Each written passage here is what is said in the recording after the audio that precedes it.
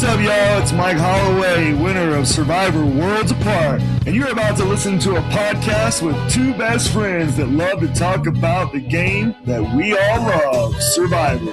So sit back, grab a Dr. Pepper, because I'm 155,000% sure you're about to love to listen to Dwaine and Dave. Take it away, guys.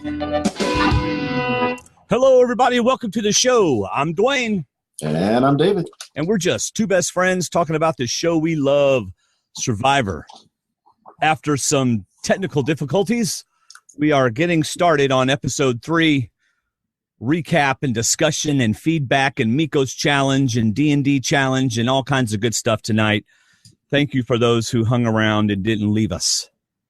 So reminder, check out the website and see our D&D bloggers, see what they have to say about episode 3. I think one of them may already be up and ready to go. Yeah, Brian's is already up. And that's at stwdd.com. Or just look up Survivor Talk and you'll find us. Speaking of our website, many are watching live and in our chat room. You can do that at stwdd.com/live. And you can chat. David usually watches the chat room, so anything interesting happening, David will be sure to try to catch it. A quick couple of shout-outs. We have 2 shout-outs to Ryan Deo. I probably pronounced his name wrong. He's our newest D&D patron. He will be getting a free D&D T-shirt because of the level of patronage he did. So thank you, Ryan. And then also Jordan Shekowitz also became a D&D patron today.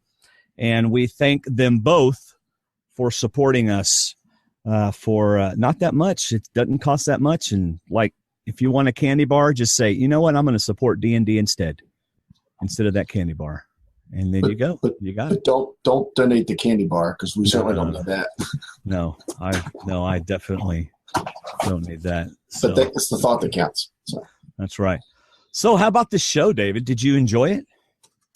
I did. It wasn't as exciting as the first 2, but this one to me had more intel than it did action, I guess, compared to the first 2 episodes. But it was still better than almost every episode of Blood vs. Water 2 or San Juan del Sur or whatever. I still got so much out of this episode. It just felt like it was compacted. And are we doing initial reactions? Yeah. Okay. Yeah.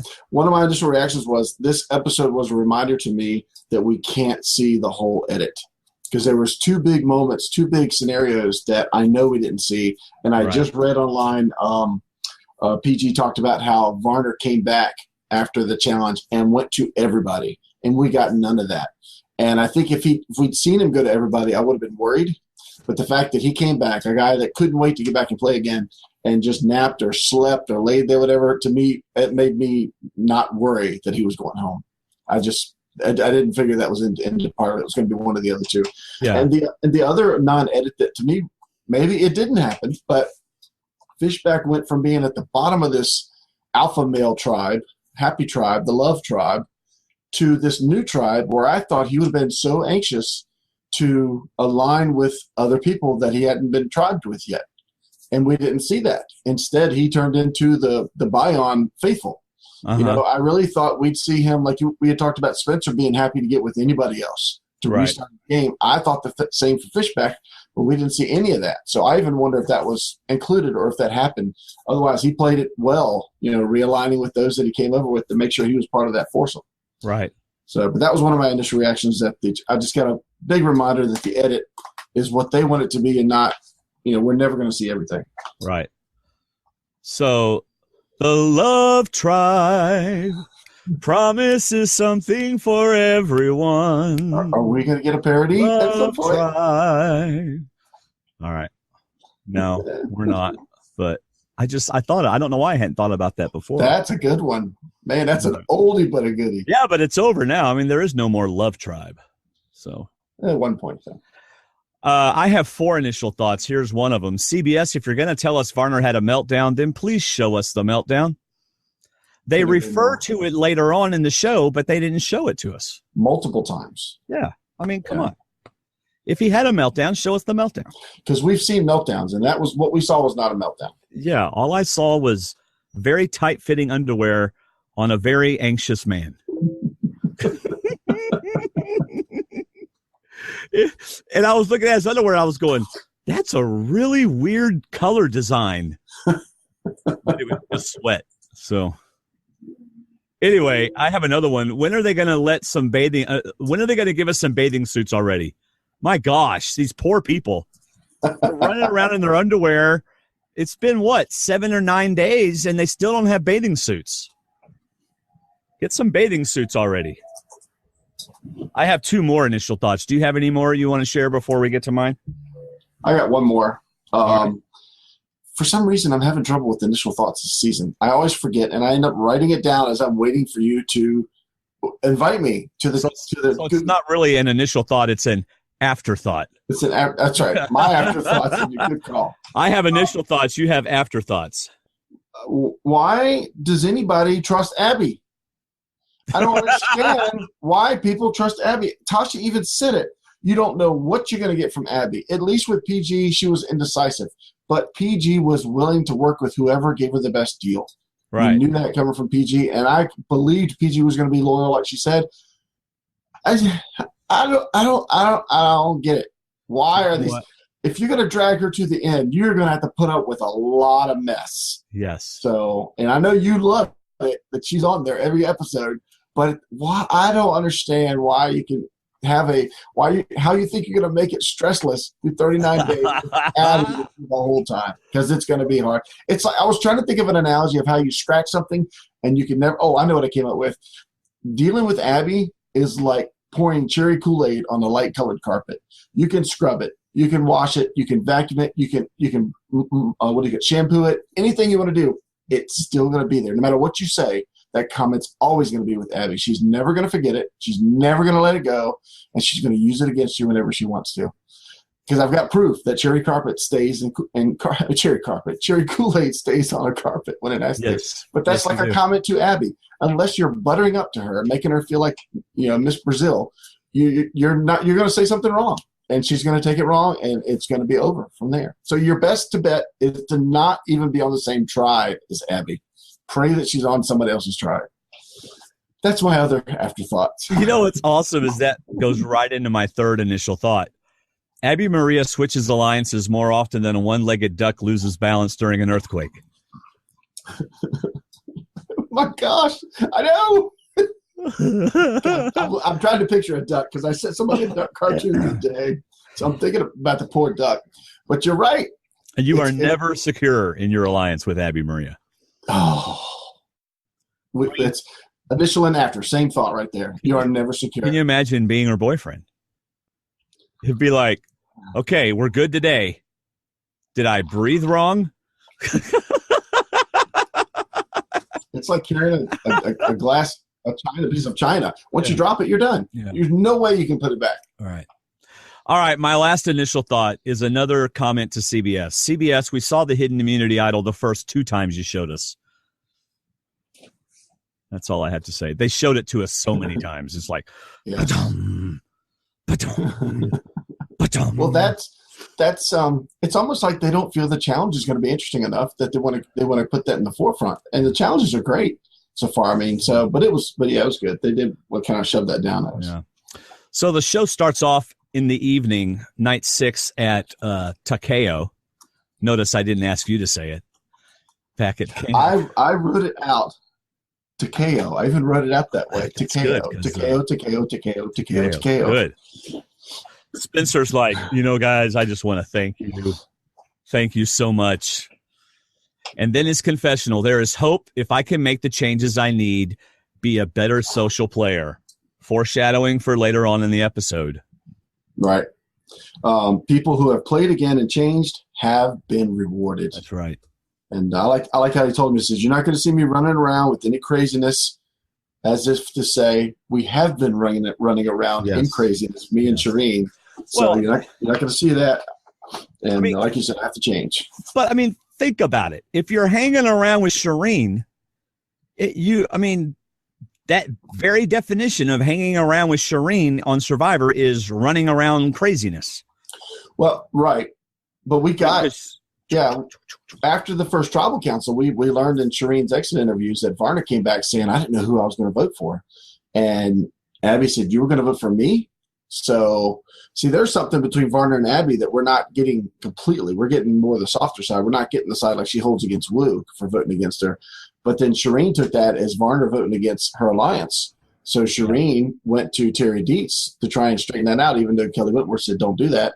And it backfired on Shireen. So there was a lot of, I think from Tribal Council 1 to 2, there was a lot of running around craziness. And that makes people nervous. When you leave camp in pairs or threes, it makes people nervous.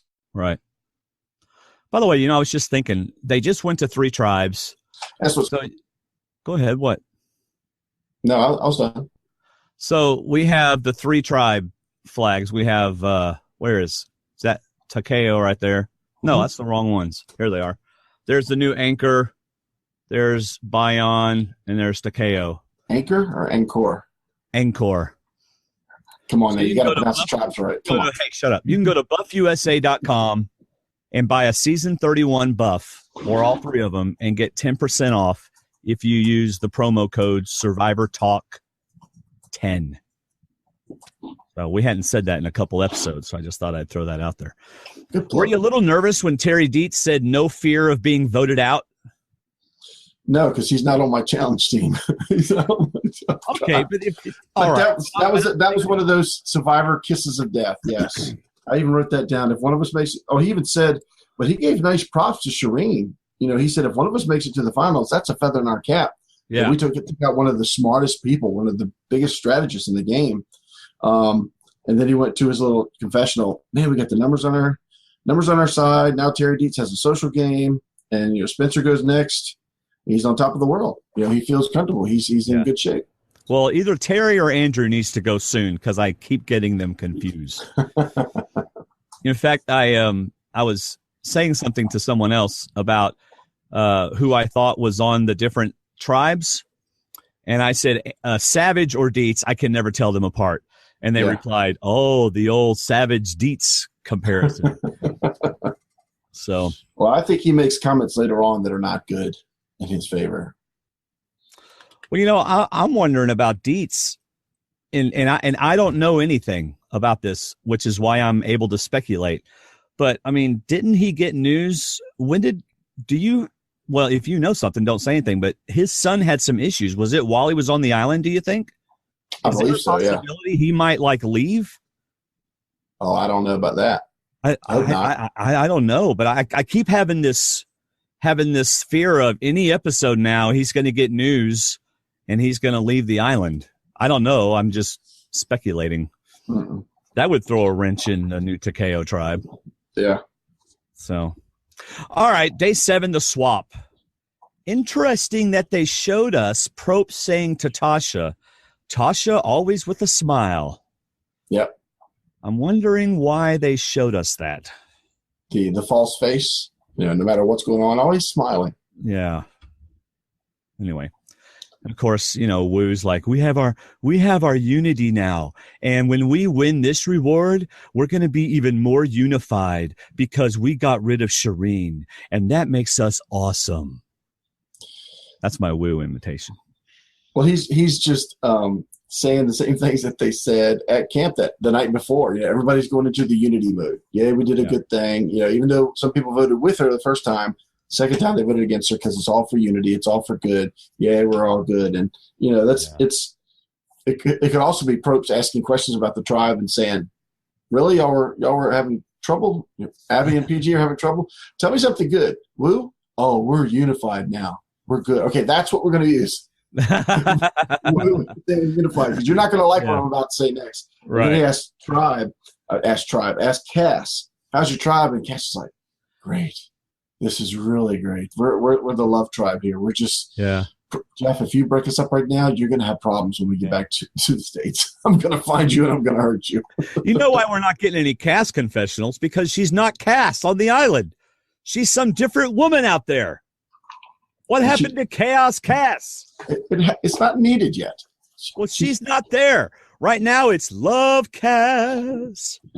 I'm the Love Cass. Cass is a lawyer. If it needs to come out, it'll come out. Oh, and then even on the new tribe, her and Sierra and Cass is like, "Oh, we're just on the best tribe." Like, come on, I want my old Cass back. I know, but you also got to take into account that they keep reminding us about Luzon, but Cass went from one of the worst tribes in Survivor through the season of struggling and fighting and arguing and dealing with Tony to a tribe that doesn't argue, a tribe that wins, a tribe that has food and hammocks and Joe Amazing, and just a tribe that there's no reason to stress. I'm sure she's got alliances. I'm sure they've all got their plans. They probably already picked the first boot out of Bayon. But this is probably a vacation compared to Cagayan. So, we're not going to see the bear until you just poke it. I know, but I miss the bear. I think she's coming. I think things are going to start. It got to start happening sooner or later. So, but of course, Probst, we all know because we've seen the commercial for this week, but Probst sets them all up for disappointment. All right, the third tribe has to start over. Wow. Yeah. And when I first saw Fishback get his buff and get happy, I was thinking, oh, he's staying with his original tribe. And then I thought, no, he's going back home. He's going back where all the stuff is. He's not one of the people getting one of the gold buffs. That's right. Who wants to be an anchor when you have to set up everything again? So Savage is scared, rightfully so, apparently. Yeah. I don't remember what happened to Savage in Pearl Island, but apparently he does. In Pearl Island, and I'm going to get some of this wrong, but in Pearl Island is where they had the outcast, where some of the people that were got brought back in. That's right. And he got snookered from it. That situation took him out of the game. Yeah, because he even said tonight, tribe swaps and twists. Yeah. Yeah. So, of course, they've never done that twists again, thank goodness. Yeah. So the tribe swap happens, and immediately we notice Spencer is one happy fella. Yep. And so is Fishback. Yep. I mean, my goodness, if I'm Spencer or Fishback, as soon as he said drop your buffs, I'm like, thank you, thank you, thank you. I mean, seriously. Yep, absolutely. Because when you're at the bottom of your tribe, ain't nothing better than a swap. When you're at the top of your tribe, ain't nothing worse than a swap. Right. But so that's why Savage and probably Jeremy too, because Jeremy, I don't think he was all that excited. So the new setup, you've got Bayon and Takeo are both Bayon strong. They both have 4 Bayons and 2 original Takeos, right? Mm-hmm. Anchor is its own little tribe, and it's Takeo strong. Although it has Abby on it, so that doesn't matter. It's only Ta. It's not Takeo. It's only Ta. Yeah, it doesn't matter because those 4, they have little time bombs all over them. And what's funny is as the episode went along, we had Savage and Tasha fighting and working and strategizing and scrambling, whereas we had Spencer kind of relishing in the role of being the loner. We didn't see anything between him and Kelly Wigglesworth, and the same thing with Kelly Wentworth pushing Terry under the bus as far as that bus will take him. We saw them working their way into those tribes, but on the other side, we saw Tosh and Savage let it happen to them, and they just ended up taking over the whole tribe. Yeah, you know what? I'm going to jump ahead here, and you can get me for it, but we're going to skip Anchor for a second and go to Takeo. And I love the way Kelly handles being the underdog and versus how Dietz handles it. Okay? Dietz is kind of like, dude, man, we're in the minority, but that doesn't matter. It doesn't matter. And Kelly's approach is, I'm in the minority. I got to get out of the minority. Right. And she automatically starts talking, Dietz probably has an idol. I with Dietz from the beginning. In other words, take me in. And who does she do that with? Well, the guy that's obviously attracted to her, Joe. Joe Amazing. There you go. Yeah, Joe Amazing. I mean, why not use, Kelly's like, blonde hair, look at me, Joe. Don't you want me on your side? That's a great point. I wrote down a similar things in my notes about the edit showed us Dietz thinking all about challenges. Right. We don't have the numbers, but we may not need the numbers because we're probably not going to lose a challenge. Well, in Survivor, you always need the numbers. Yes. Because at some point, you don't vote out at challenges, you vote out at tribal. That's right. But I liked Kelly's edit showing that, and that could be people that read edits. That's a good edit to see Kelly playing the strategy side instead of the challenge side. Terry's not even thinking about tribal. He's thinking about how they're going to celebrate winning their challenge. Well, and Terry just kind of dismisses the fact that there's only two of them.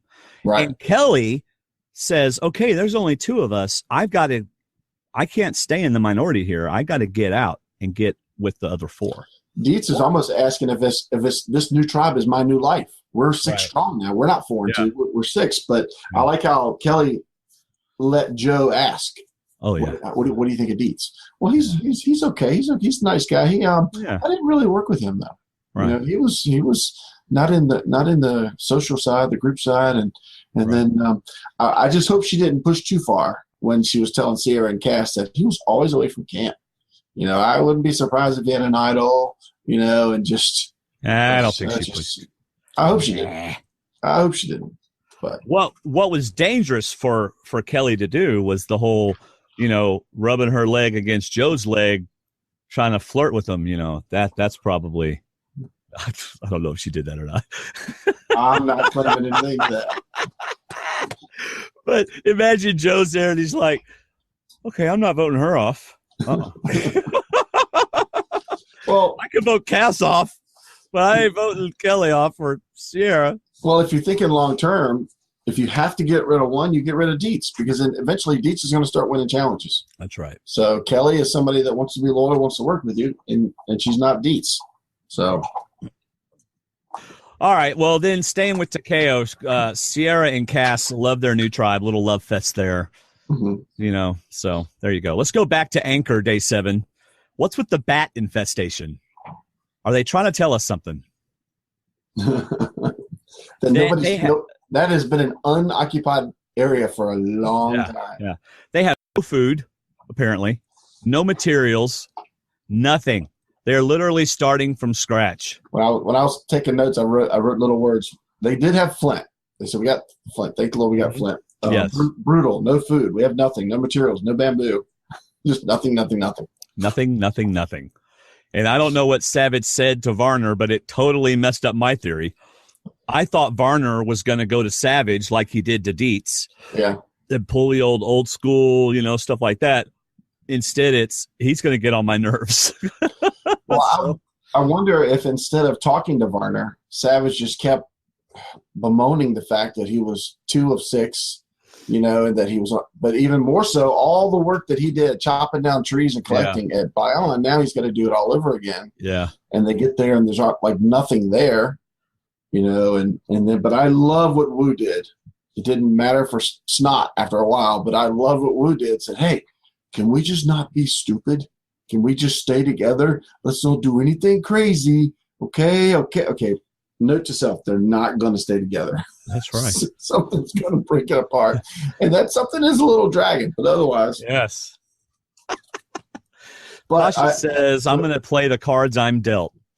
Good approach. Good approach, Tasha. I loved how her and Savage went off on their own, because it did not matter what the other 4 thought, because they were on the bottom. As soon as they get to camp, they were 5 and 6. Didn't matter. Why not go off and have your discussion? Because if anything, they get to make a game plan. All right, I'm going to PG, you go to Varner, or you go to Wu, and I'll go to Abby. They got to do that separately. You do it once, you get it done, you take off, and you go back and try to come back to the same endpoint. So that was, it didn't matter where they went, because they're going, where are those 2 at? Where'd they go? They don't care, because they know they're 5 and 6. Their job is to break you guys up, and if they come up with a game plan, they don't overlap. They tell the same stories. They make the same promises. Great game plan. You do what you got to do just to stay in the game. Yeah. I was a little surprised that Savage said out loud at the tribe swap, if tribal lines stay together, then, think it, but don't say it out loud. Did he say it after the new tribes were formed? Yeah. Because Probst is like, "What are you thinking now?" He's like, "Well, they got 4, we got 2. Well, that's called an initial reaction. That's how you get an initial reaction. You ask them right away. I like what, and Tasha's final thing was, let's promise them at the merge we can all stay together. Yeah. That was like the final line. That was the promise they were both going to make, so that they stayed on the same page, so that people knew Tasha and Savage were working together and they wanted to work with them. Right. So over at Bayonne, Fishback is happy not to be in Camp Macho. Yeah. And Spencer decides he's going to try sharing feelings. Well, before you get to that, I like that. This is where I was talking about. I expected Fishback to go to Spencer right away and say, "Dude, what have you got going? Because we need to work together, or go from there." Plus, they're both on the nerd herd. They should have done that, but anyway, they didn't. He went right to Jeremy, Jeremy is with a guy from another tribe, and a guy that was in the bottom of his tribe who called him out saying he had been out looking for idols. And Fishback goes to him and says, "We're good, right? 4 strong. We're good. We need to stay solid. We need to work together." And Jeremy's like, "Okay." So, like, all credit to Fishback. Instead of being sneaky and talking to Spencer, he confirms with the 4 that they're tight and they're going to work together. So good edit for him and a good move for him. Yeah. So, if I'm Spencer and I'm going to share my feelings on national TV, I might not have chosen the I haven't said I love you to my girlfriend yet. I can see the producers now saying, no, we need something better. You cheated in a chess match? No, we need something better. No, you fudged your grades? No, we need something better. Haven't said I love you to your girlfriend? Start tape. And roll. She has? Right. I'm sure he's all over Twitter now going, "Yes, I've said I love you." Or I'm probably behind. I haven't been on Twitter, so I haven't seen it today. But what's Twitter? Oh, sorry. You don't even look at Twitter. But anyway, it worked. Jeremy, Spencer put the hook out there and Jeremy bit it. I wrote down almost everything Jeremy said. He liked talking to Spencer. He's a stand-up guy, someone you can connect with and trust. Ding, ding, ding. Side note, Spencer will blindside Jeremy, probably with an idol. He said, he's funny. I'm digging the kid. Not sure how long we'll keep him. Long as he pees on the paper and eats from the dog bowl, we'll keep him for a little while. But did he actually say that? No. But it's I don't know how long we'll keep him. Like a little pet. But we can use him for now, and I'll take that. I'm thinking, oh man, and I wrote down Spencer just opened up his Survivor game tenfold. Right. He tested the feelings waters. And it worked wonders for him because he's got Jeremy, a smart guy, a likable guy, a strategist. He's got Jeremy somewhat believing that he's a stand-up guy that can be trusted, and that's like, you just tried something new. You just tried a new recipe, and they bought it. They liked it. So Spencer's even a bigger threat now. Yeah. He knows the feelings. Yeah. All right, let's go to the next day. Anchor, they're all huddled in the shelter. And I'm going to say PG made a mistake. She tried to interact with Abby as though they were close friends. For example, you and I are in a shelter together, and I look back and I go, "Dude, you're all dry. How are you doing that?" You go, "Yeah, that's right. You're getting all..." No, that's not what happens when you do that with Abby. She goes, "What are you trying to say? Huh? What's up? I am wet. I just don't know what you're trying to do here." Yeah. Bad mistake, PG. Survivor rule number 3061, how to talk to Abby. David turns his head away. Just don't say anything to her because it's going to come across like a pin in the back. Well, especially if she's on your bad side. PG's trying to act like everything's okay, but it's not. Sorry, PG. PG is a social person. She likes to talk to people. She likes to build relationships. Yeah. Abby thinks everybody's out to get her and is going to put her wrong and just, oh my goodness. Well, then you have Tasha, who wisely sees the crack. Mm-hmm. And I like how Tasha said that this is a replay for me. I was on the worst tribe. We won nothing. We ate nothing. Our rice got burned. She didn't say that, but the rice got dumped. And this is a replay, so I know how to get through this. I'm going to fight through this. I know what it's like to lose. Where's that? To have no shelter, to have no food, to fight, to stay in the game. So she's ready. Yeah. She's been down this before, whereas Spencer's playing a little bit different. Cass is in a different situation. Tasha's back where she's familiar, so she doesn't want to make the same mistakes again. Yeah. You want to move on? Tasha guarantees Abby because she can join them when they come back together. All right. And Abby knows Tasha's sweet-talking her. Still, she does not want to play with PG. And then Tasha and Savage work on Varner with the same plan. Varner talks about not even making the jury. It's like they're willing to promise he'll make the jury, but, nothing past that. And then Varner mentions that he sees Tasha and Savage running up and down the beach making deals. And he's worried about PG and Abby. and this is where you pull in the reins. But unfortunately, at this point, it's too late because Abby's already talked to Tasha. And Abby just wants somebody to say nice things to her, to include her, make her feel important. And Tasha's doing it. Why not do that? That's their job. It's almost like Varner he seemed perplexed that the two people on the bottom were running around making deals. But that's what you do when you're on the bottom. You throw out enough hooks, you're going to get a bite. Like you said earlier, you throw out the reel, you got to get somebody. If you get Abby, if they had known all they needed was Abby, because Abby was going to tell the rest, I'm voting with them. You can do whatever you want, but I'm voting with them. So you can draw rocks if you want. But if all they needed was Abby, they had her. Abby's just looking for another group to join. But that comes up later when Varner talks at the challenge about I saw them making deals. I'm like, well, yeah, of course they're going to make deals. They're on the bottom. Yeah, they don't want to go home. That's it. All right. Bye on day 9. Apparently, Wigglesworth saves Fishback from the deadly scorpion. Well, all 3 guys were standing there. When she took it away, they were just standing back, letting her handle it. And Wigglesworth saves them all. So, but she didn't eat it. She knew better. She saw worlds apart. That's right. She knew not to eat it. Fishback decides to get people looking for the idol. And, of course, a member of the Cool Cats, Jeremy, finds the clue. Well, let's don't get there so fast. Well, you talk about whatever you want. I'm done with day 9. Go ahead. You saw that Spencer was standing there once he started talking. Yeah. I love Fishback saying, I want to help you find it. Can I help you find the idol? Will you let me help you find the idol? We really need to find it for our alliance. What a way it's going to make an alliance stronger. And some of that he said privately. So, I mean, he may have been thinking that way, but it was like he wants to erase the memories of Bion 1 and restart memories with Bion 2 and say, hey, we got to work together. Let's go find that idol. And then they show them all out there looking for the idol. And once Jeremy said, it's not here, we can't find it, but this is my second chance, and I have to work harder this time. I said, doggone it. The cool kids are getting an idol tonight. The Cool Cats. The Cool Cats. Oh, I thought it was kids. Cool Cats. Yeah, it's Cool Cats. 2 C's. Okay. All right. So let's get however, one last thought. Sorry, I know I'm very tired and sleepy, but I've got another thought. Okay. Even though he's not on my team, how awesome is it that Jeremy and Kelly got the idols? 2 people looking for major redemption to come back and play again for mistakes that were made, from Dad and Val. And I couldn't imagine 2 more exciting people to get idols and see what they do with them this time. So that's another plus for this season. I personally think Abby, Tasha, Cass, Joe, Keith, Dietz, they could all find idols. All right, immunity challenge. They're all public. The Cool Cats only get 1 idol. Oh, okay. All right, let's hit that immunity challenge. By the way, Durham Warrior Survival Challenge. Learn from this challenge. You don't have to make your carts so blasted hard to put together.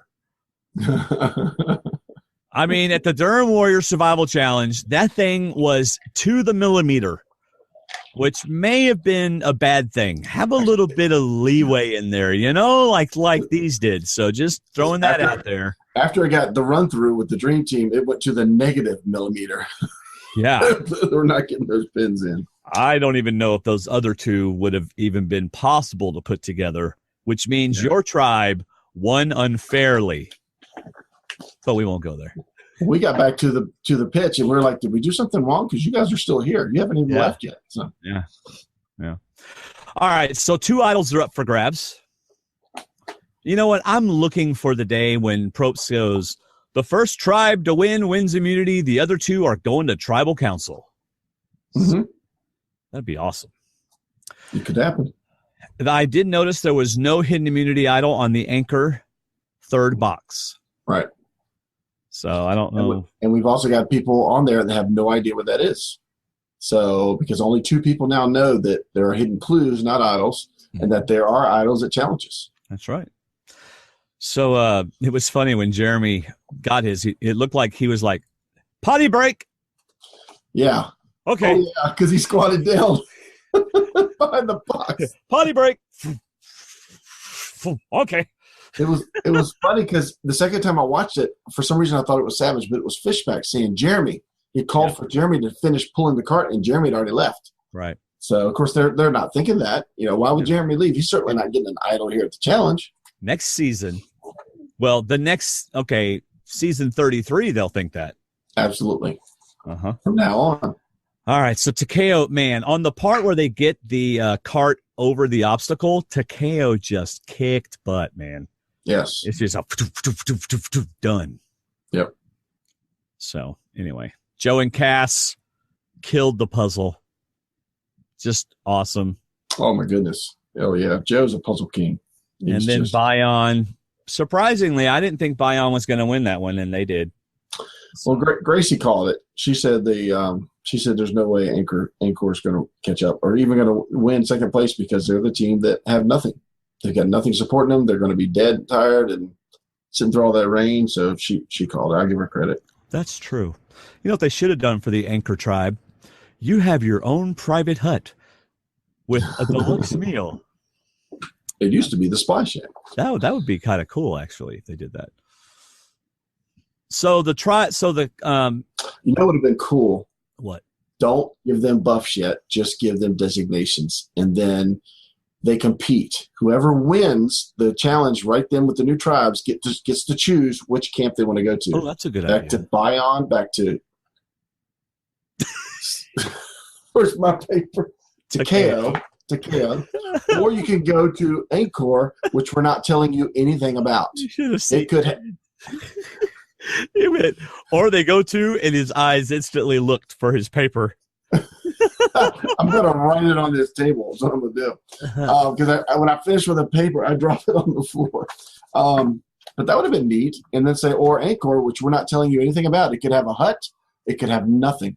It could have steaks. It could have snakes. So that would have been neat. Do a challenge right there and just let them pick which camp they go to. Yeah. Varner makes a very bad move here, trying to communicate with Kelly Wigglesworth on the other tribe. Got busted. Yeah, that's like a private move. And he just flat out did it in public. And, I mean, he called out Kimmy and Monica, which I presume that he's telling Wigglesworth to work with those two, try to get those two on your side and go from there. Yeah. But, yeah. Well, he got busted. And Tasha's like, we got a rat. We got a rat. And I'm like, I got points. If you did. In a matter of 90 seconds, you got an idol and you got the title. I was like, you got to be kidding me.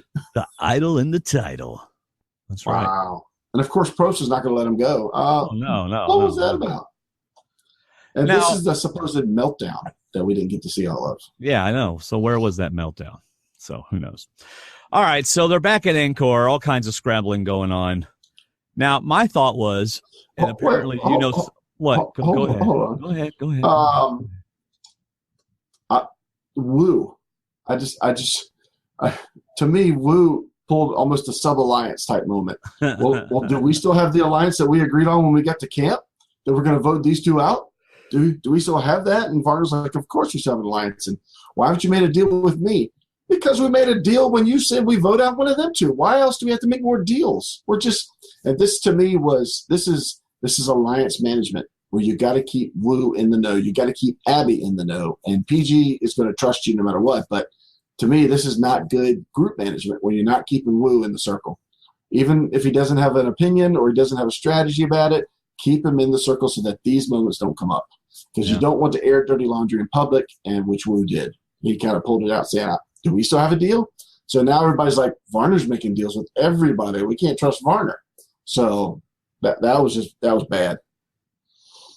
Okay, so my thought was Varner just went back to the shelter and chilled out and let the tribe self-destruct, which I thought was a pretty good idea. I mean, you got Abby there, just let it self-destruct. But you're saying he actually went and talked to everybody? Yeah, Mike K just posted all the PG exit interviews that she did, about 550. So if you go to our Facebook page, which is what? SurvivorTalkWithDND.com/Facebook. Okay. If you go there, you'll see Mike's post where he's got all the exit interviews. You can read them with just a few clicks. And she mentions right away that Varner didn't come back and sleep. Varner came back and went to everybody. He scrambled. Right. So, and that's something we didn't get to see. But if I'd seen that, I'd have been worried. Instead, we got the others scrambling, which made more drama towards the vote going out. Right. By the way, on the top left of our website, there's our YouTube link, our Twitter link, our Facebook link. So if you need, and our email link, everything's right up there. Very top left corner above our Survivor Talk and Movie Talk logos. So, All right, Abby to Woo and PG. Well, I mean, there's all kinds of scrambling going on. Why don't you talk about whatever you want to talk about back at the Anchor Tribe, and I'll just say stuff. Savage and Tasha couldn't have gotten to a better situation, and it's basically going to fall in their lap, in my opinion. I mean, I'm sure they worked for it, but at the same time, it just fell into them. They couldn't have looked at it anymore. He's obviously going to use Varner's meltdown to put a target on his back, and he immediately invites Woo to go get water. You want to go get water with me? And Woo's like, sure, why not? And then he's talking to PG and Woo. Can I bring PG? Yeah, sure. Bring another Alliance member that's not Varner. Meanwhile, sure. Abby and Varner are going, he invited PG. Yes. So, but he's telling them that, look, you obviously can't trust Varner now. You saw him go off. You don't know what he's going to do. I can help you in challenges. I can help this tribe stay in the game with challenges. And this, that, and the other. He points out Jeff's faults. He said that Jeff sleeps a lot, doesn't do much at camp. But he asked him to trust him. And I like what Woo said. Woo said, hey, well, me and PG are going to go talk alone. We're going to step away from this if that's all right. And PG says a smart thing. You made a good case. So leaving Savage thinking that there's an opportunity. There could be something there. But PG says it doesn't make sense to join up with Tasha and Savage. I think this was a confessional because you got to take everything they say with a grain of salt. Obviously, she sees it. I don't know if Woo sees it, but she sees it. So she's smarter, than some of us getting credit for. But I wrote down Abby is just looking to flip, like you said in your initial reaction. She's just looking for another one, offering to Tasha to vote with Savage and her. Tasha's like, well, I had a spiel. It's like somebody comes to your door to say something. You say, yeah, I'll take two. Well, I got to do the spiel. I got to tell you why you need to buy it. But Abby says she has – I'll take the vacuum cleaner. Shut up and leave. Abby's making it too easy. She has issues with Woo and PG. And she goes and talks to – she doesn't go and talk to them. She goes to tell them what she's going to do. It's almost like I love it, though. She's asking their opinion, but then she's telling them what their opinion needs to be. She's like, "What? Why should I tell you? You're the ones that are going around talking to everybody, and I know I'm at the bottom." She's like, "Why can't you be normal? I can't handle this." I love it. I love it. I know. Abby flat out says, "I'm not voting for the bottom two people." That's right. She knows she's the bottom of four, and I wrote down.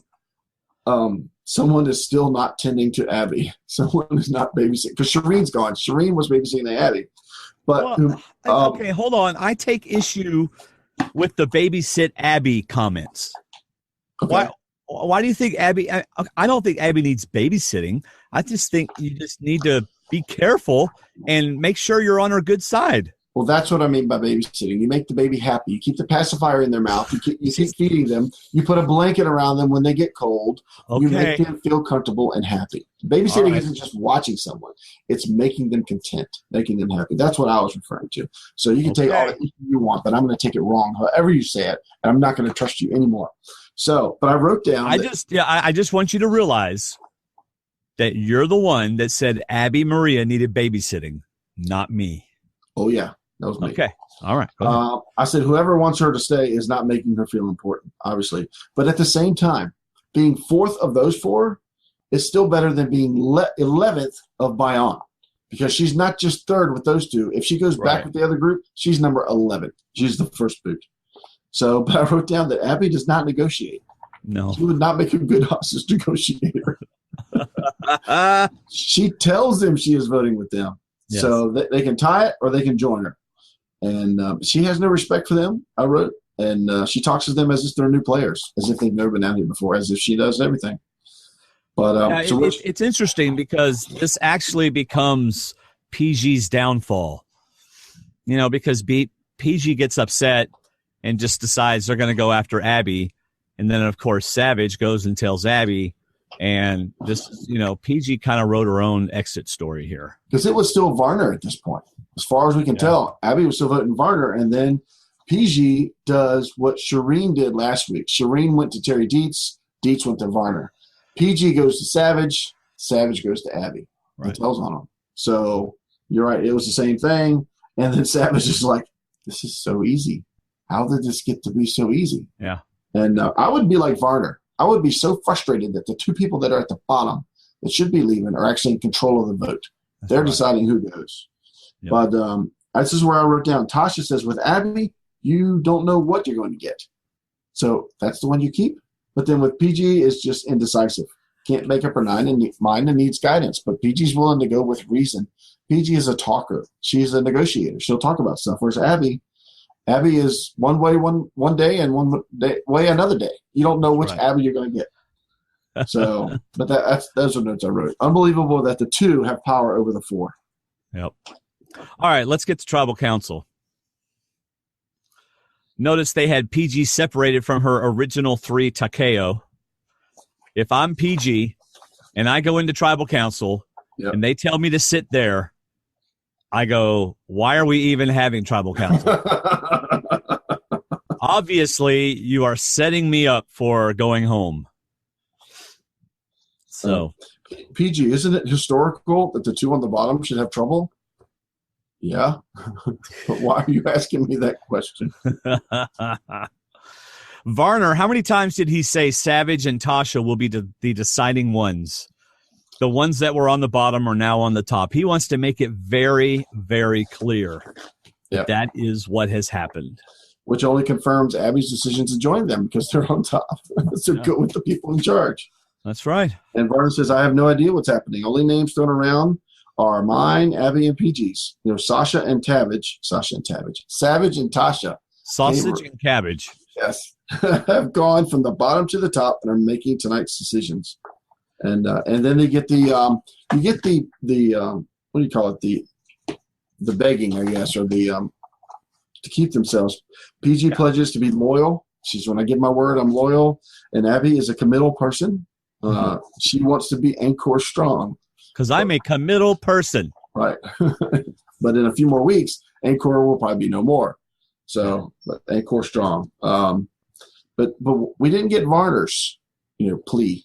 Well, that's because there was no need for a plea from Varner. I understand that. I wondered if he gave one just to make somebody feel they were not going home. But I think it was obvious it was going to be one or the other. Yeah. All right, so we get the vote.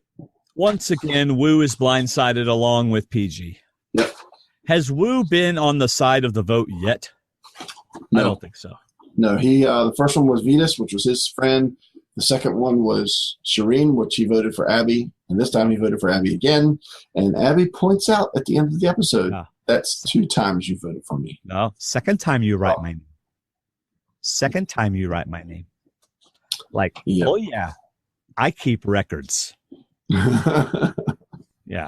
Because I'm a committal person. Yeah. Right. Abby is not one to forgive and forget. No. She did not learn that lesson or doesn't abide by it.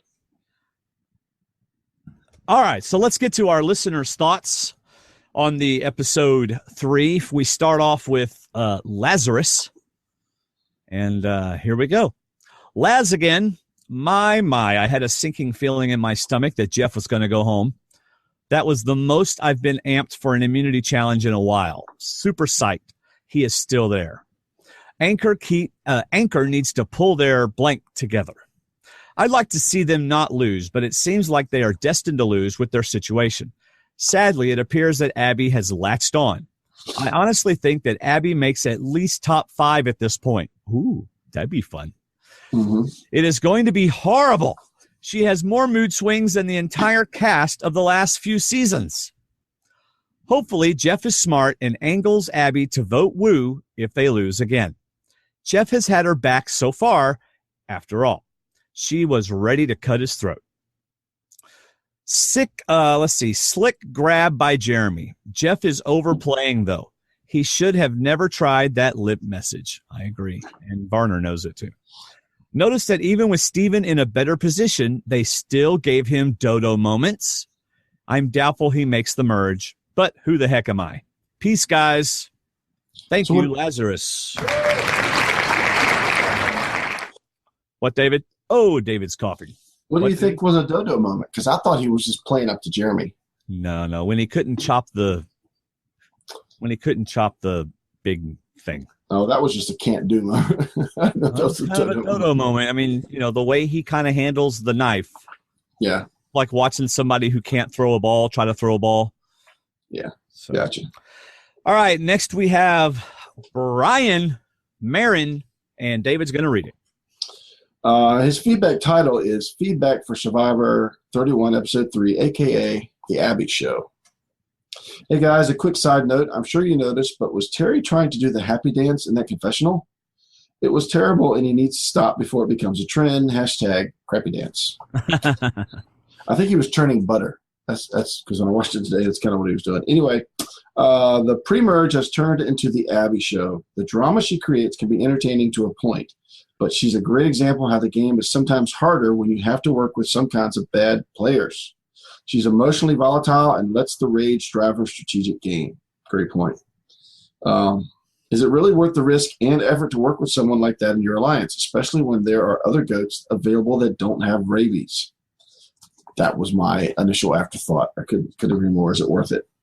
I'm trying to think of examples of players on other seasons that have successfully managed a similar kind of wild card in their alliance. The most obvious example, of course, is how Boston Rob managed Philip 1.0. Can you think of any others? What do you think was the key to their success? Have a great week, everybody. Brian Marin. I think the key to Rob's success was that he kept Philip in the loop and made him feel important. He made Philip feel like he was making decisions with him, even though Rob was making all the decisions. But like I said, nobody's babysitting Abby. They're not making her feel important. They're not making her feel happy. They're pushing her, basically pushing her away to the other people. Yeah. All right. Thank you for that feedback. Another note I read, sorry to interrupt, another note that I read in one of PG's exit interviews was that after the blow up with Abby last week and the group laughing in the shelter and stuff, PG went down to the beach and talked to her. Went down there and spoke with her for a while. And PG's revealing a lot of stuff that we didn't see. So go read her exit interviews. Go to our Facebook group and read those interviews that Mike had posted. Okay. Next we have Wendy Zell, and it is an audio feedback. So here we go. Where is it? I lost it. There it is. Hey, Dwaine and David. This is Wendy from South Dakota. I actually got the episode watched before you tape your show this week, so I thought I would send in a little bit of feedback. It's not much, but a little bit. I wish it was Abby instead of PG that went home. That's all I'm going to say. I'm not going to say anything else. So I'm moving on now. Moving on. I was baffled by why Tasha went with Varner as opposed to PG and Wu, because she was the one that caught him trying to communicate with the other tribe. So I don't know how she bridged the gap of the distrust that quickly, but, she has her reasons, I'm sure. I was super happy for Jeremy finding the idol clue and then getting the idol, and it looked like he did it in a really good way. He had some block, not a clear view from the other people. He was behind the crate. So, it's hard to say what one of the other teams might have seen, but anyway, I'm really happy for him. I'm going to play a little game called Guess Who Might Have Gotten Voted Off if the other teams had lost. I think it still could have been Steven on Jeremy's team, just because they all decided to go out and search for the idol together, and it seems as though he didn't tell anybody that he found the idol. That tells me that he doesn't fully trust Steven, and there was kind of some of that before they switched tribes anyway. So I wouldn't have been surprised to see Steven getting voted out if they had been the team that lost, tribe that lost. And on the other one, I think it possibly would have been Terry. It looks like it would have been Terry, because Terry and Kelly seem to be on their own, kind of, and Kelly was doing everything she could to, in her own words, throw him under the bus. So it just looked like he was in the worst shape. I liked how they gave us those confessionals from both Steven and Terry saying, "Oh, we got this in a wrap and I'm on top of the world." It just made me nervous right away. But I like that they did it for more than one person, because usually when they do that for just one person, you're like, oh, shoot, that's the person who's going home. So I'm concerned that Kelly Wentworth is distancing herself so much from Terry, because what if she needs him later? That's the only concern I have. I think she's got a short-term goal of making it to the next merge or the next tribe shuffle or whatever. So she's doing whatever she needs to do to get there. But, you kind of have to be a long-range player and look down the line. I just hope this doesn't come back to hurt her if Terry gets wind that she was trying to distance herself. Anyway, great episode. Love listening to you guys' podcast. And y'all take care. Thank you, Wendy.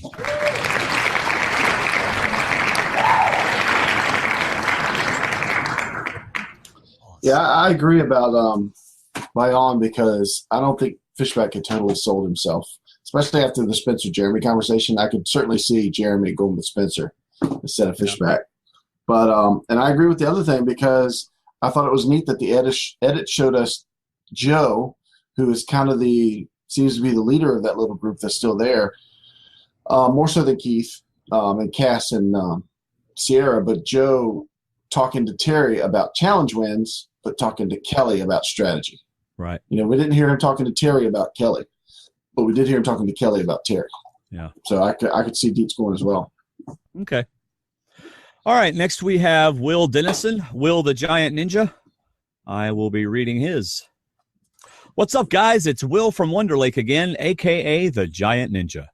Okay, so I didn't watch Survivor last night. Didn't even try. The Blackhawks lifted another championship banner, and the Cubs were in the playoffs, which was different. But then again, Back to the Future 2 told us quite definitely that the Cubbies won the 2015 World Series, so somebody buy me an overboard. Anyway, I know this isn't Cubby talk or even movie talk. My mind was elsewhere last night, but I watched Survivor this morning, and I have some thoughts for you. Previously on Survivor, we'll always tell you the story the editors are trying to tell, even if it's not the story that's actually happening.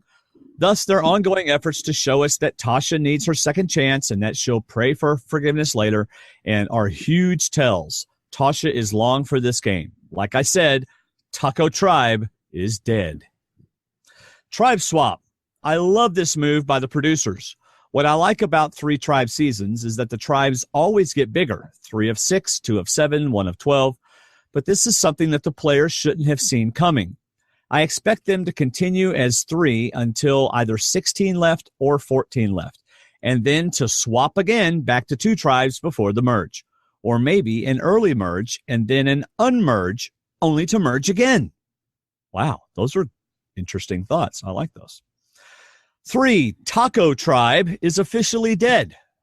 David, do you even recognize that he's making fun of you? Yes, I did when I copied and pasted it earlier today. The By One Tribe is much more solid as a group. The Taco Tribe is willing to turn on each other, and Taco has a 4-2 advantage on one beach, a 4-2 advantage on a second beach, and a 2-4 deficit on the third. But with Jeff Varner willing to backstab Abby Maria, quicker to flip than an Olympic gymnast, and PG predictably self-interested, among the so-called majority, I think Savage and Tasha are quite safe. What's up with the Savage hero edit? Last week, we got to hear him tell a story about meeting his hot wife while he had nude Maggies on his desk. Cool story, bro.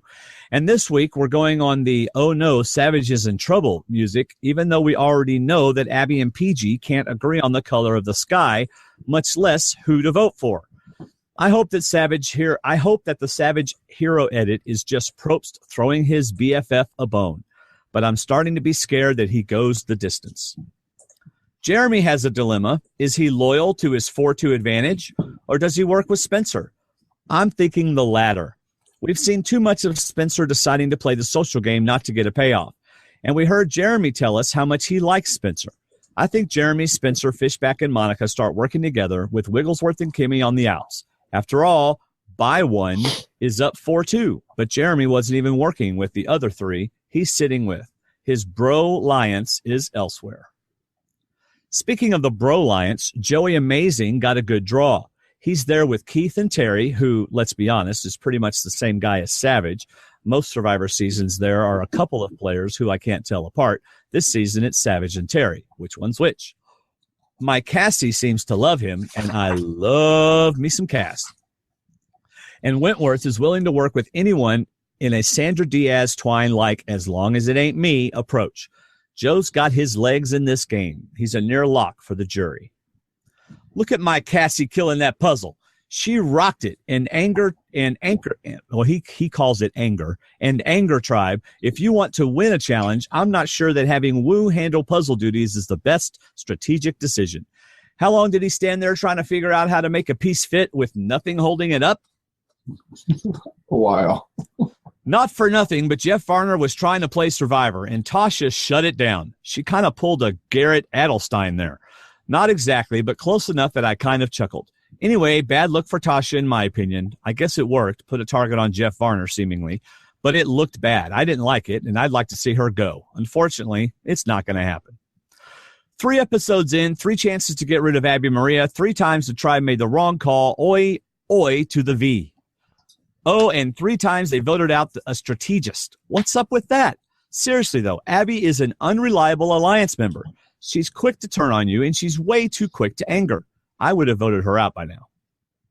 Looking forward, almost every time we have 3 tribes, one of them bombs. If history repeats itself and anger, good name for Abby's tribe, goes back to tribal council next week, I could see Wu, Abby, or Jeff Varner getting voted out.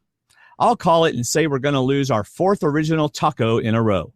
I think Wu goes, unless Tasha turns on Savage. She has to backstab someone to get a payoff on her whole "I'll ask for forgiveness later" thread.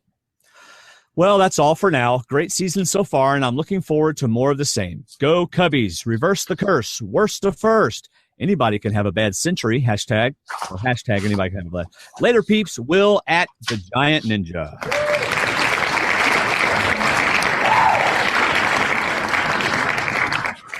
And, of course, another great feedback from Will, the Giant Ninja. All right, David, we have one more feedback. It is from Jordan Shekowitz. Why don't you try to say her name? Jordan S. There you go. There you go. Jordan Shekowitz. Hey, David and Dwaine. I've missed you since Durham Warrior Survival Challenge. I'm finally getting some feedback to you, but I hope I'm not too late. You obviously aren't by now. I just have some random thoughts, so if they don't flow, that's why. Smiley face. Number 1, first of all, I'm absolutely loving this season. I look forward to each episode. Well, I generally look forward to any episode of Survivor, but especially this season. And I've not been disappointed so far this season. I think it is a great cast, and they are doing a great job showing everything they can. I just wish the episodes could be longer. Me too. 90-minute Survivor. Let's start a petition. Number 2. So about the idol. I just think it's funny that both Jeremy and Kelly are the 2 that have found the idol so far, and they were both from the same season. Too bad we couldn't have seen more of this on their original season. Number 3, Varner made the best decision to lay low when he got back to camp after the challenge. He could have made it much worse for himself by running around and scrambling, but I think since he just laid low for a while, he kept his name off the chopping block. Let's see. Number 4, Joe is amazing. I think we've covered that, Jordan, but yes, I'll read your line anyway. But he is putting a huge target on himself. He is good at everything, physical challenges, puzzles, camp life, etc. But he will have a long road to the end. Right now, I think he's doing a great job of being friendly and nice to everyone, so they want to keep him around. He's just having fun and enjoying himself, and I love that. However, pretty soon they're going to be thinking about the individual game, and he is a major threat at that point in the game.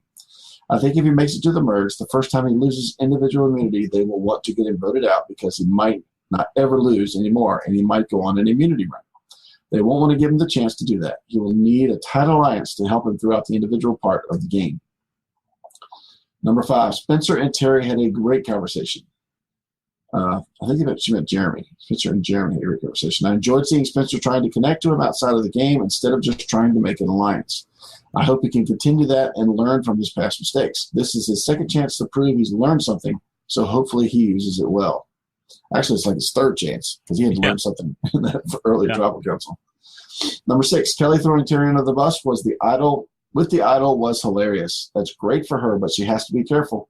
It's great that she can very easily go with the flow and move from one alliance to another when needed. But if someone catches her doing that too much, she could be in trouble. That's true. Well, it's worked for Abby so far. Number 7, Kelly should be watching everyone. Wait.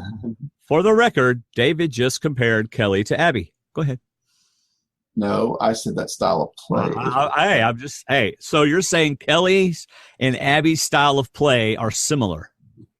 No, you just said that. I didn't say that. No, you said. Okay. Back up the tape. You just said. Number 7, Kelly should be watching everyone at the challenges from now on so she knows where the idols are.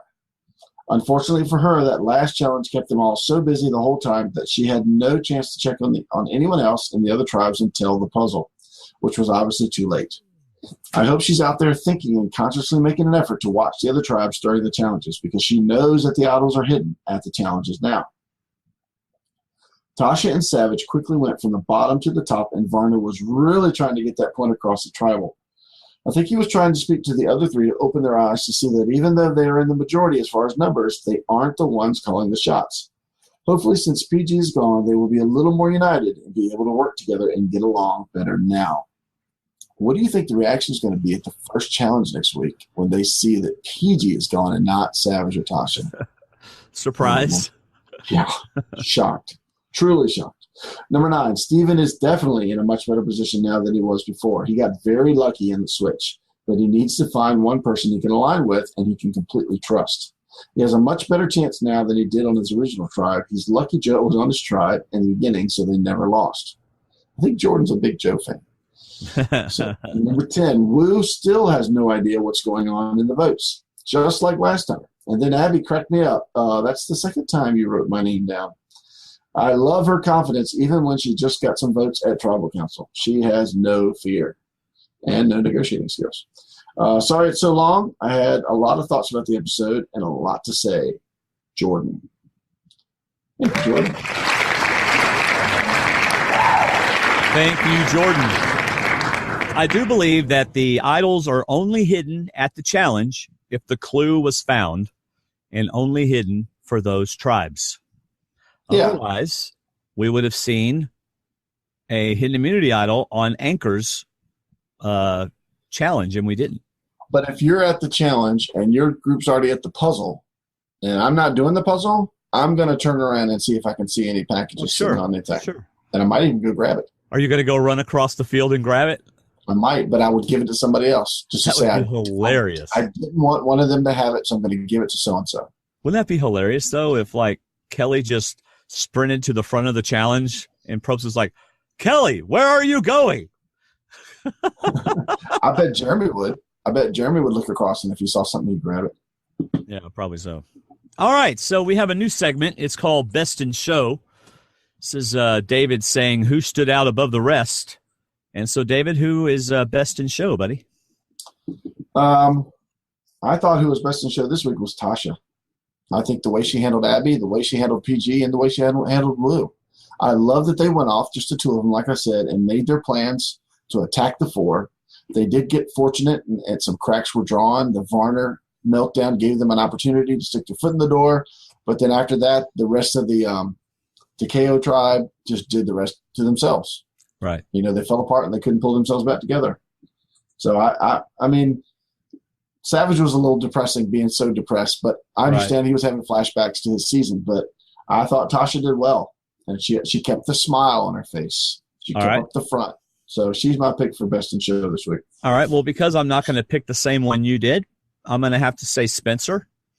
He went from being on the bottom to changing the way he's playing, and did a good job because Jeremy's, fighting on his hook right now. Absolutely. So, good job. All right, David, tell us the Survivor cheat tweet for next week. What's going to happen next week? 3 castaways leave it all on the beach in a gut-wrenching challenge on Survivor. The title is What's the Beef? What's the beef? 3 castaways leave it all on the beach in a gut-wrenching challenge, and 2 castaways plead for their lives in a game at a heated tribal council. Ooh. Also, Abby Maria continues to ruffle feathers with her tribe. Really? You're going to be adding that to every cheat tweet going forward. Yeah, like they needed that on there. That is so funny. That is so funny. All right, it is time for You write them. Now, We read them. before we get into these, iTunes reviews. Did you not hear the jingle? I heard the jingle, and then I realized I was interrupting it. So, What? next time on Survivor, I think gave away something. Oh, well, I don't know. I'm telling you folks this so that if you don't want to see anything, don't go watch it again. But after we sign off, and we can do it on the air, we'll warn people that we could be spoiling something. But it's not a major spoil. To me, it's just a minor one. But I want to tell you what I saw afterwards when I watch the next week. It's not major. All right. It is something that could give away something for next week. All right. Well, hey, I just got to say thank you because this new iTunes review segment has really helped. Our podcast is moving up on the iTunes listings, and it's because y'all are, well, number one, we've got more people listening, but also your iTunes reviews really help. So we have 2 new reviews this week. I'm sorry, 3 new reviews this week. The first is from Kelly 3222. She gives us 5 stars and titled it, "These Guys Are Hilarious." Then we have Ego. I can't pronounce your last name. I'm very sorry. 5 stars, and the title of the review is First Time Listener. He just started listening to us. Thank you so much. And the last one, his name is Officer Friendly, ? 5 stars, and the review is Fun Times. And y'all, these are good reviews. So if you can read the full reviews and leave your own by clicking on the link on the front page of our website, it's our Survivor Talk logo, and it says View in iTunes. Just click on that. Thank you for the reviews. And my friends, that is... You write them. We read them. iTunes reviews. Okay, I waited for the jingle to finish this time. Should it say you write them, we read them? Report them. Because we're not actually reading them. We're too late. them. When I made that jingle, we were going to read them. And then I thought, man, it seems awfully self-patronizing. Not patronizing, self-lifting up or whatever for me to read all these reviews. So I'm just going to acknowledge the people who gave them, tell the titles, and let the listeners go and read them if they want. Tell the truth. Who said no to reading them? Well, okay, you did. You didn't even want to do an iTunes reviews segment. You just did this just to make me happy. Admit it. You thought it was a horrible idea. Happy Dwaine, happy podcast. Just got to you thought it was a horrible idea, though. That's all right. Hey, you've had ideas I thought were bad, and then we do them, and they're great. So, that's part of working together, right?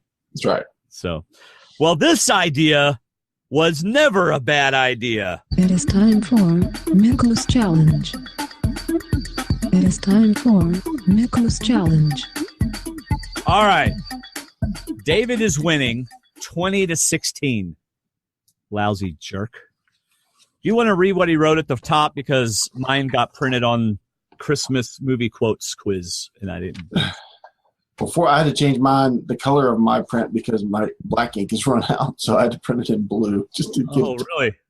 It says, "Hey guys, I'm running a bit late, which means I'm probably going to be dead at work tomorrow. But this season still keeps delivering, so that kind of gives me energy to continue doing this. I wouldn't rewatch episodes that I don't like at 1 a.m. my time." Yeah, we were chatting with Miko late this afternoon as he was trying to go to bed and doing these challenges at the same time. Yeah. If there's ever a bad episode, we probably won't get a Miko's challenge. Yeah. Now, I know Dwaine said that he doesn't want me to include episode 2 in this, whereas David said he doesn't mind. So originally, I was going to only include episode 2 on the quiz for David. But, see, and you invited this. You've got to use reverse psychology. Whatever. But then I thought that Dwayne's reactions are just way too funny for me to not throw some curveballs his way as well. I hope you enjoy it. There are 4 quotes from episode 2 and 5 quotes from episode 3 for both of you. Oh, so you did get the same thing. No questions this time since it's getting so late.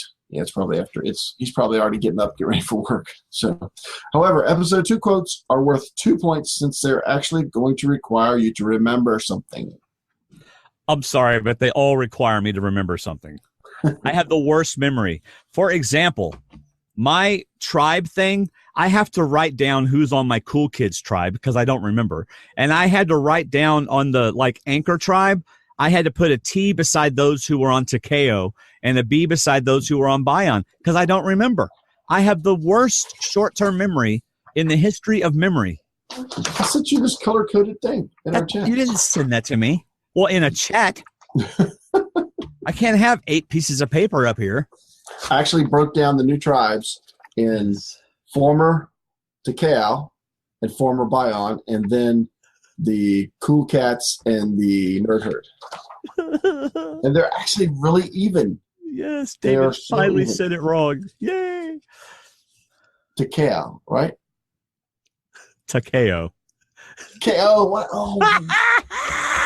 And that was the page I picked up. It's right up top too. All right, David. Quote number 1. I'm pushing him under the bus. Oh. That would have to be Lady Wentworth. You always get the easy ones. That would be Lady Wentworth. Yes, it would. Of course, it's Lady Wentworth. Oh, they all usually 1 point, but if we get an episode 2 when it's 2 points. Okay. I guess so, yeah. All right. Quote number 1 for you. Are we going to run the table or what? Oh, that was Dietz. Yep. Most excited about playing challenges. That's right. All right. Quote number 2. Oh, they are going to have a field day. Second episode. From the second episode, oh, they are going to have a field day. I have no idea. Most of it would come from the KO tribe. I don't know, Spencer? No, that would be Abby. Oh. Oh, sorry. I guess it's bad form to applause when you miss one. All right, my turn. Let's see. Number 2. Absolutely not.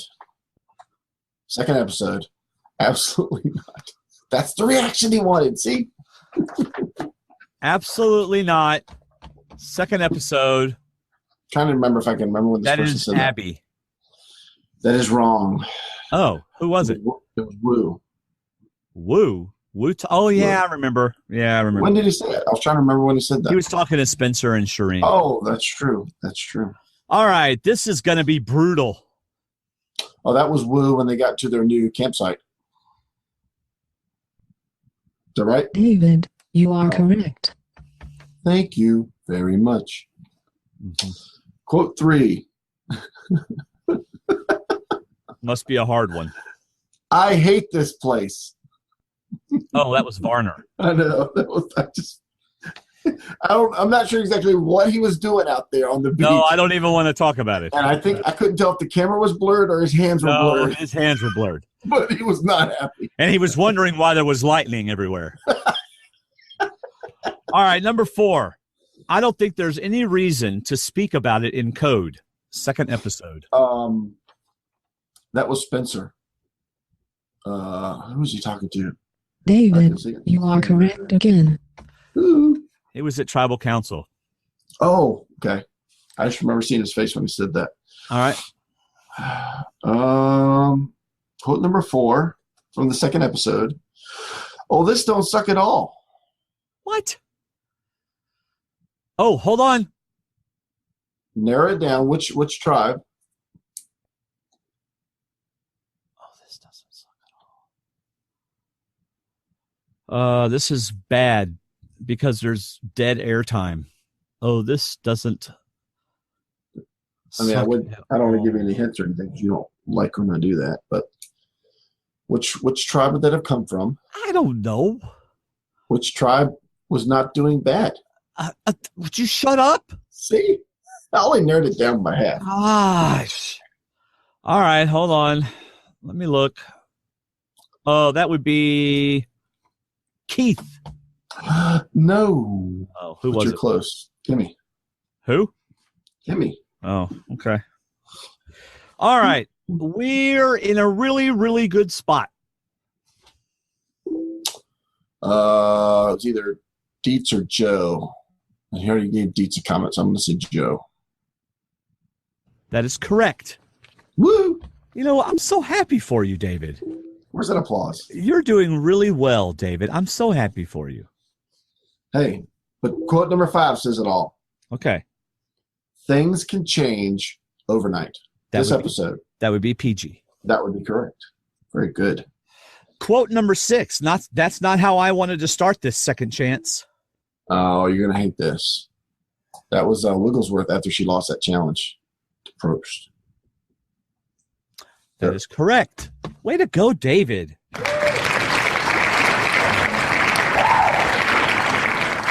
You know, you're doing awesome, David. I'm so happy for you. Dwaine, always with a smile on his face. Go ahead. Okay, second episode. That's important here. Second episode. I feel like I am in a good position. I feel like I am in a good position. That was Spencer. No, it was me at Durham Water Survival Challenge on Saturday afternoon. But yes, it was Spencer. Yay! I'm so happy. Now I understand what delusional is about. All right, number 7. Change is hard. Second episode. Change is hard. I can hear it, but I can't picture who said it. Change is hard. I'll go ahead and mark that one wrong. Is that Spencer? David, you are incorrect. Sorry, that was Shireen. Oh, yeah, it was. He's right. All right, go ahead. Second episode. Your other two are this episode, but this is your last second episode question. This is a second chance. Go big or go home. Varner. I thought you were going to get this one. It was our friend Lady Wentworth. Wait. Well, what'd you think I said? You said Varner. No, I said Wentworth. I said Wentworth. Check the tape. Miko will check the tape. Kelly Wentworth said that. All right, next. I'm in the middle of a big old mess, and I got to figure out a way to get out of it. Well, the only person that would say it like that is Varner. Yeah. Good job. That was an easy one, by the way. Okay, here's an easy one. There's a lot that could go wrong. What? There's a lot that could go wrong. Why are you saying that's an easy one? It just got said in this episode. I know it, but I don't remember who said it. And I'm not going to say anything else because you'll get mad if I slip you any clues. There's a lot that could go wrong. There's a lot that could go wrong. Spencer. Why would Spencer say that? Because I don't know who said it, David. It was Varner. Crud. I mean, it's okay. It's okay. I'm taking a different approach to Mako's challenge. I'm going to count to 10 when I get them wrong. 1, 2, 10. You got to take everything that desperate people say with a grain of salt. I actually made a point to remember this one because I was hoping I would get the quote, but you got it. I actually said this in the podcast. It was PG. Yes, it was. Here's your final one. Here's your David, final one. you always get the easy ones. And I had this quote in my notes, not the quote, but the person that said it. But I didn't get to say it because we rolled on, but I think it's an easy one. We are in the majority. This episode, somebody said, we are in the majority. We are in the majority. That would be Fishback. Nope. But it was 2 Fishback. It was Monica. Oh, Jeremy? Monica. That was the one line Monica got this episode. Hold on.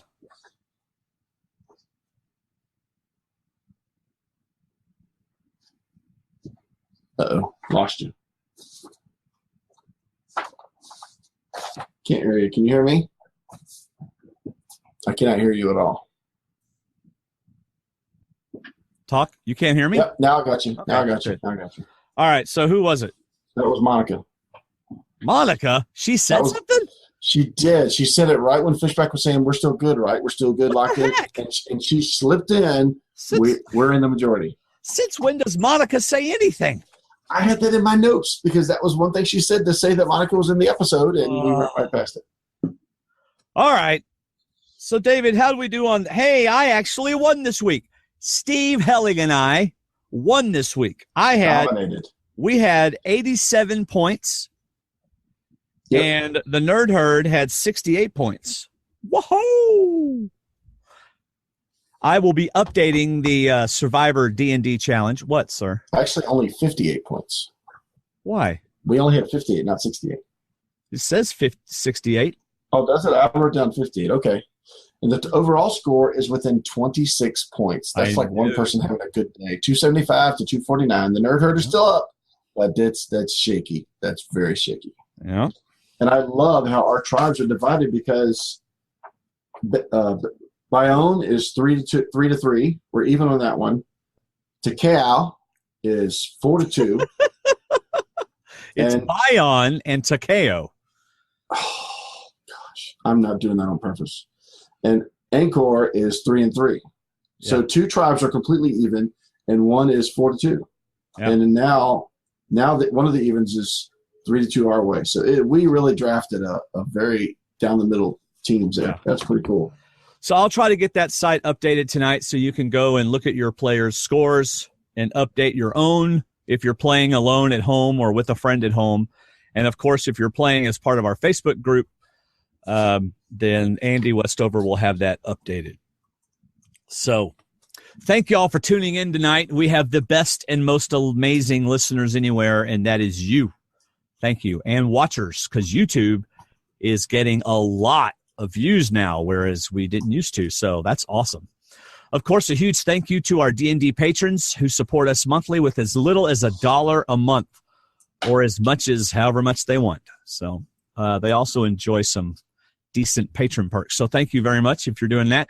If you want Survivor Talk all week long, join the Facebook group, stwdd.com/Facebook, and follow us on Twitter at Survivor_Chalk. Remember to follow our website, stwdd.com. We have 4 weekly bloggers and, of course, our episodes, as well as Movie Talk with D&D episodes. And we will be doing Top Gun a week. Actually, is it this Tuesday? No. No. I think it's a week from Tuesday. A week from Tuesday, I believe, we're doing or is it Monday? Anyway, we're going to be doing Top Gun with our friend Dan Foley for a Movie Talk with D&D, and then you won't hear Dan Foley for a while on the show because we've had him on a lot lately. So, or it feels like it anyway. So so that's going to be fun. And while you're on the website, you might as well shop some Amazon. David and I like shopping Amazon. We just thought you might as well. So, David, you have any final words before we talk about the movie we both saw? Yeah, I'm going to talk about on the next time on at the very end of this recording so that if you want to stop listening at any point, you won't hear that if you don't want to hear it. Well, I will play this beforehand. Spoiler alert, spoiler alert, spoiler alert. Nope. Another good episode. Yep. It was more intel than action, but it was still better than many others that we've seen in recent seasons. Yep. I thought it was good. I enjoyed it. All right. So, David, I saw Martian on Friday at like a matinee. So I was one of the first people to see it. Why does my camera keep going out of focus? It's because you're not in HD right now. No, I'm in 8. Okay. I'm not on your end, but right. Anyway, so I liked the movie. What I told Timothy was it was basically like Apollo 13. It was a fictional Apollo 13. Right. It was, but didn't you also say it was Apollo 13 and Castaway, or somebody else said that? Someone else must have said that. What was better about this than Castaway was the story was split between NASA and Mars. And I guess are we going to reveal spoilers here of the movie? So we warn people of that? I wouldn't do that. Okay. We won't do that. But there's no slow parts. There's no quiet parts. Every scene, every storyline, every subject matter is intense, and it pushes right through. I had no idea the movie was as long as it was, but it flew by. Right. The visualness of the movie is incredible. You know, the scenery and stuff that they had is just incredible. You wouldn't think it would be on just a big planet with one person, but it is. But the story was great. I love the cast. Great cast. Yeah. You know, I finished reading or listening to I've listened to it twice. I read the book first, and now I listened to 11/22/63. I finished it again, and got goosebumps at the end. Anyway, And so I thought, well, I'll try The Martian. All right. So I'm about, I don't know how far I'm into it, but I'm not sure if I'm not going to get my money back from Audible. Uh-oh. I haven't decided yet because it's basically, I mean, it is an interesting physics and chemistry and botany lesson. Oh, boy. But it is, I mean, because it is like literally logs. Is it too much? I am doing this in order for me to get oxygen. I have to do this and this and this and this and this. I mean, whoever wrote this book, the brain is like enormous. Yeah. You know, but I just don't know yet if I'm going to, you know, because one great thing about Audible, and they're not a sponsor. So, you know, if they were, we'd have to talk about them for 3 minutes every show. But the nice thing about Audible, which we would be willing to do if they, I don't know. Yeah. At the end. Yeah. You know, and if they gave me books, yeah, that'd be great. Right. But the thing about Audible is you literally can call them and go, you know what? I didn't like this book. And they go, okay, here's your money back, or here's your credit back. You know, I didn't know they did that.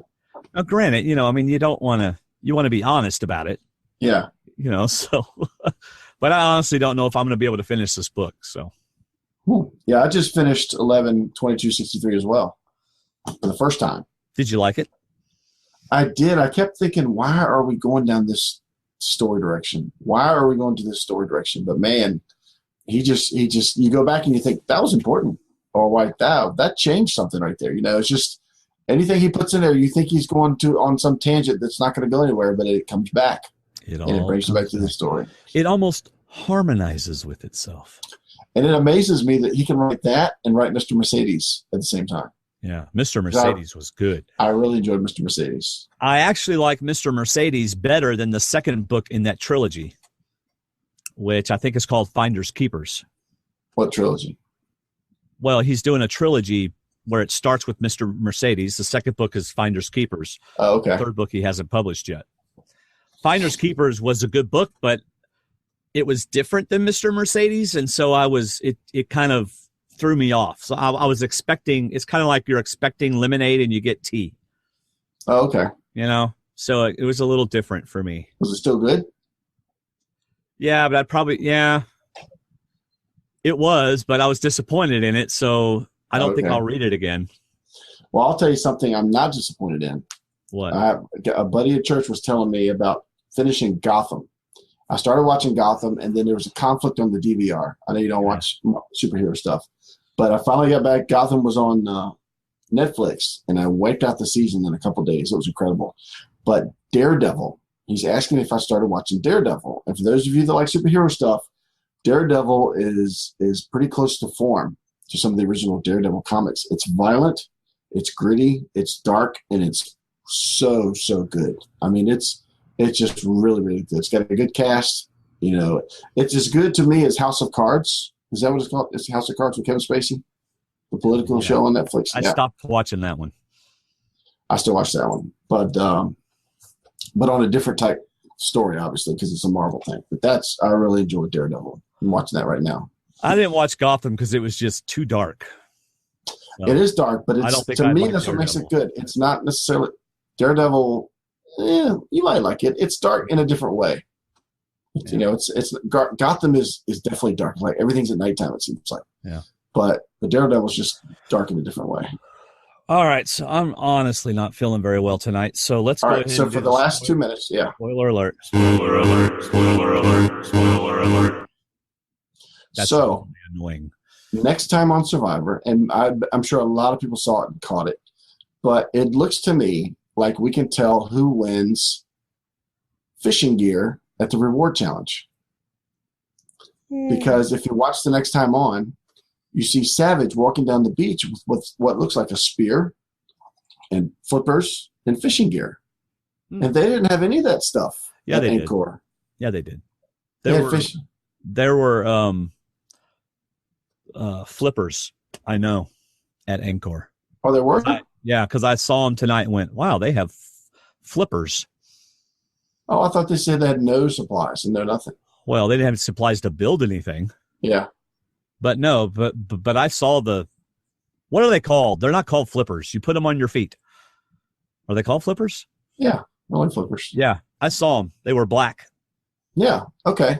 Yeah. I didn't see them. I just presumed they had nothing. I was watching. So it wasn't a spoiler alert, probably.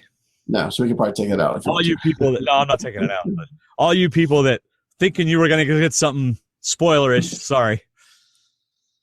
But I mean, it could have been. But well, then why they made such a big deal about having nothing, and they gave him fishing gear? That don't make sense. Well, they didn't have any. They were specifically talking about bamboo and things to build a shelter with. Yeah. At that time. So, all right, everybody. Thanks for hanging around. We are gonna let you go. See ya. Bye.